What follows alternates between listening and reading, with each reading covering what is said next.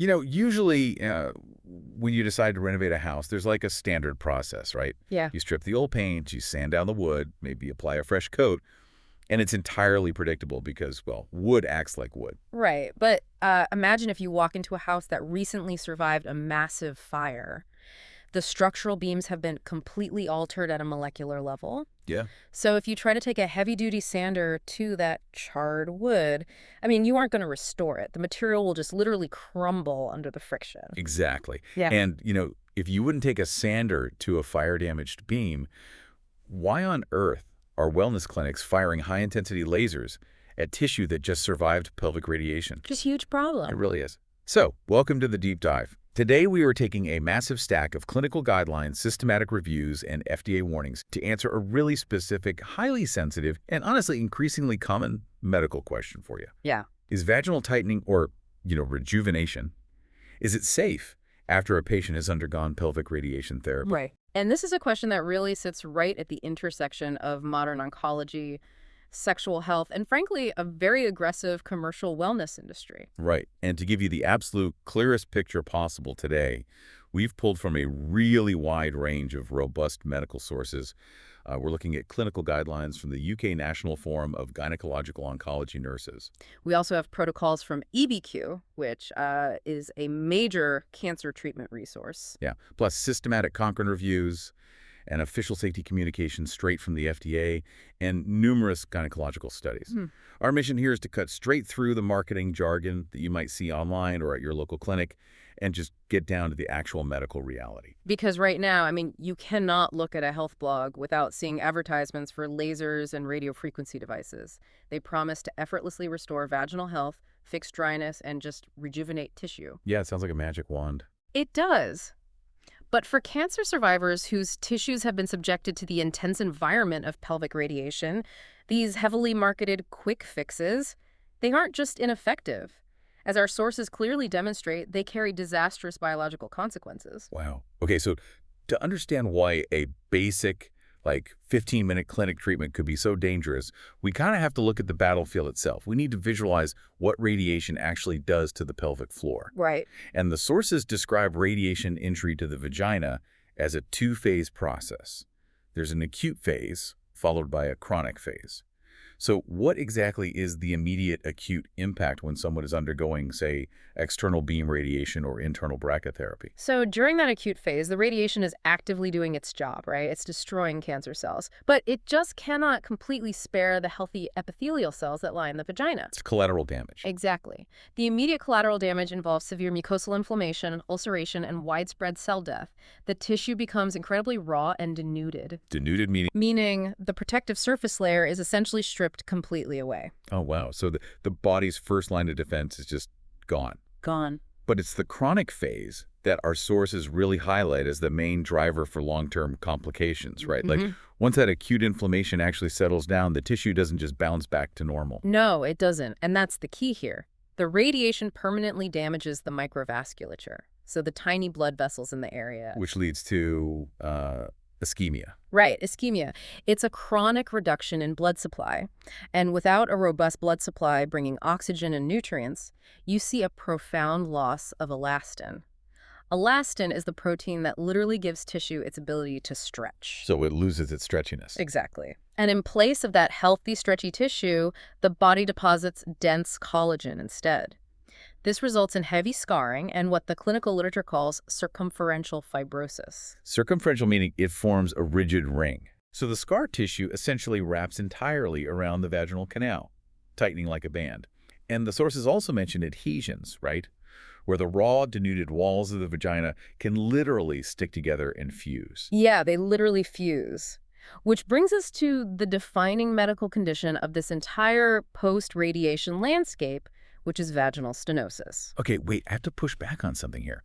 Because if you're looking at these clinic brochures, there's a glaring logical contradiction. Oh, absolutely. Our deep dive today is focused on the safety of vaginal tightening treatments. But the sources state that radiation causes stenosis, which, as we just said, is defined as the abnormal narrowing and shortening of the vagina. Right. So if a survivor's tissue is already shrinking and narrowing and becoming rigidly tight, why on earth would they seek out a tightening procedure? Well, this really highlights the sheer danger of commercial medical jargon. Vaginal tightening or vaginal rejuvenation, these are umbrella terms used by the aesthetic industry. Yeah. When a radiation survivor walks into a wellness clinic asking for rejuvenation, they aren't looking to get tighter. They're desperately looking for relief. Right. They're looking at the secondary marketing claims attached to these devices. The brochures promise that these lasers stimulate blood flow, restore natural elasticity, cure extreme menopausal dryness, and fix dyspareunia. Dyspareunia being severe pain during sex. Exactly. The patients are just trying to reverse the stenosis and the pain, and the clinics are selling this rejuvenation as a cure-all magic wand. And we aren't talking about a rare side effect either. I mean, a study out of Westmead Hospital tracking cervical cancer patients showed a 38% incidence of vaginal stenosis. 38%. Yeah, and usually occurring within just the first year post-treatment. That same study highlighted that being over the age of 50 is a significant compounding risk factor, which makes perfect physiological sense when we factor in estrogen. Let's explore that connection for a second, because radiation doesn't just hit the vaginal walls, right? It often damages the ovaries, inducing premature menopause essentially overnight. It does? The endocrine system crashes, and estrogen levels plummet. And estrogen is the biological key that keeps vaginal tissue plump, moist, and elastic. Right, so you take tissue that is already thinning and drying out from a systemic lack of estrogen, and then you subject it to localized radiation damage. The compounding effect is so severe that oncologists don't just guess at how bad it is. They actually use highly specific grading tools to measure it in the clinic. Yeah, like the Lent-Soma scale mentioned in the research. Exactly. The Lent-Soma scale. It stands for Late Effects Normal Tissue Task Force, and it evaluates subjective pain, objective clinical observations, management strategies, and analytic data. So they're really measuring everything. Everything. An oncologist will physically measure the shrinking length of the canal. They look for pallor or extreme paleness, which indicates blood loss. And they check for telangiectasia. Which are those fragile, spider-like blood vessels that bleed really easily. Right. So this isn't just a bit of dryness we're talking about. This is a severe graded anatomical change. And when you understand that level of physical trauma, you can totally see why the side effects so profoundly impact a woman's quality of life. I mean, it perfectly sets the stage for the siren song of the wellness industry. Oh, completely. You're in chronic pain, traditional medicine is slow, and suddenly an ad pops up for a non-surgical energy device that promises to fix everything over a lunch break. It's incredibly tempting, so we really need to look at the supposed mechanisms of these energy-based devices, or EBDs. There are two main types dominating the market right now: radiofrequency devices and lasers. Okay, looking at the specs for the radiofrequency, or RF, devices, brands like Quantum RF or VIVEVE, it looks like they're essentially microwaving the tissue. Kind of, yeah. They push high-frequency alternating current to heat the pelvic floor tissues up to 40 or 45 degrees Celsius, which is roughly 104 to 113 degrees Fahrenheit. That seems intensely hot for such a sensitive, damaged area. It is hot, but the core mechanism they are selling is a thermal effect. The goal is to get the tissue just hot enough to induce an immediate contraction of whatever collagen is there. And then, theoretically, activate fibroblasts, the cells responsible for making connective tissue, to synthesize brand new collagen. They claim to monitor the temperature carefully to avoid causing macroscopic burns or tissue necrosis. So RF uses deep heat to supposedly wake up the cells. But the lasers operate on a completely different principle. The sources mention fractional CO2 lasers and erbium lasers, brand names like Mona Lisa Touch or Diva. Right. And these are attracted to the water in the connective tissue and literally vaporize the superficial layers. Yeah, they create tiny microscopic holes or microtraumas in the vaginal wall. You know, the best analogy I found while reading about this mechanism is aerating a lawn. Oh, that's a good one. Yeah, like when soil is compacted, dead, and brown, a landscaper uses a machine to punch thousands of tiny holes into the dirt. Those microtraumas allow water, air, and nutrients to penetrate the roots, stimulating fresh, green grass to grow. It's a great visual. And just like aerating that lawn, the entire process relies on the biological machinery actually being able to respond to the trauma. The theory is that the body registers these microscopic holes, rushes fresh blood to the area, and produces fresh collagen to heal the wounds, resulting in thicker, more elastic tissue. On paper, it sounds incredibly logical. If you're looking at a brochure, you'd think, hey, this is exactly the high-tech solution needed to fix damaged tissue. And To be fair to the sources, there is some evidence for these devices in very specific non-radiated populations. Sure. Like some small studies show short-term benefits for women experiencing natural menopausal dryness or postpartum laxity. And this is a massive but leading medical organizations like the National Institute for Health and Care Excellence, or NICES, and the Royal College of Obstetricians and Gynecologists. They point out a huge gap in long-term safety data. Even for healthy women, the treatment protocols are wildly inconsistent. One clinic might use a device for a single session, while another uses the exact same device for 5 sessions over 5 months. It is an unregulated frontier. So if the tissue is effectively starving for blood and locked in scar tissue already, how do these clinics justify pointing a laser at it? Like, what happens when this theory of aerating the lawn collides with the reality of irradiated tissue? It completely breaks down because that theory relies entirely on one fundamental assumption, that the body possesses a healthy, normal healing response. Right. Irradiated tissue is practically a different biological material. Remember, it is the charred wood from the fire. Yeah. It has poor blood flow, it's highly fibrotic, and it just lacks the cellular machinery to mount a robust healing cascade. Exactly. And the direct answer from our sources regarding what happens when you apply high heat or punch microscopic holes into this compromised tissue is chilling. It is unequivocally not safe. Not at all. Almost all safety protocols for these devices explicitly list a history of radiation to vaginal or colorectal tissue or a history of gynecological cancer as a strict contraindication. And the FDA brought out the heavy hitter in 2018. They issued a stark safety communication warning against the egregious use of energy devices for vaginal rejuvenation. They made it crystal clear.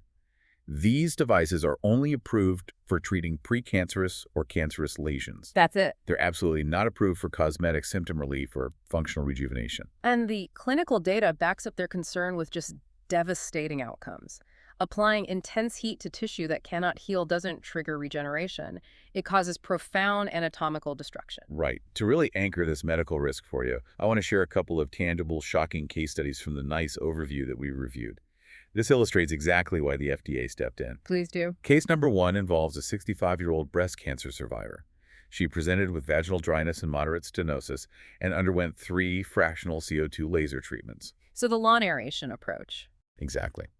And a few weeks after her final session, she attempted to resume intercourse. She immediately suffered heavy vaginal bleeding. An examination revealed 2 severe lacerations in the vaginal wall. Oh, geez. Yeah. Months later, she returned with severe pain. Because her fragile tissue couldn't mount a normal healing response to the laser trauma, massive fibrotic scarring developed.